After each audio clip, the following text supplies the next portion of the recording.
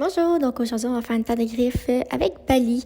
Donc en premier, les premières étapes, c'est utiliser des gâteries qu'elle va adorer, avoir un coupe-griffe adapté, avoir sous la main un stoppeur de sang, donc soit du nitrate d'argent, fécule de maïs si on est à la maison, farine, ça peut fonctionner pour faire arrêter le sang si jamais on coupe un petit peu trop court.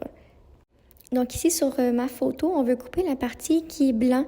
Donc arrêter avant de couper où est-ce que c'est rosé. Pour une griffe noire, on va couper jusqu'à temps qu'il y ait un petit point blanc qui apparaisse. Ça a le même principe aussi pour les griffes qui sont blanches.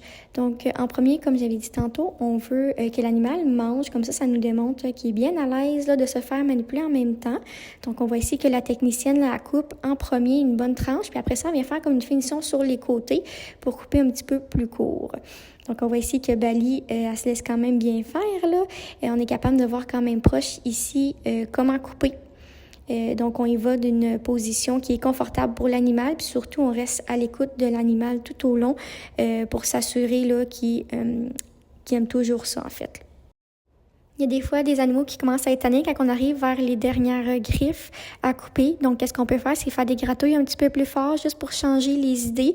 Des fois, je savais que si on est capable de terminer comme il faut, mais c'est sûr que, comme je disais tantôt, c'est important d'écouter l'animal. Si ça ne fonctionne pas, on arrête là puis on revient une autre fois. Mais pour Bali, on a été capable de terminer.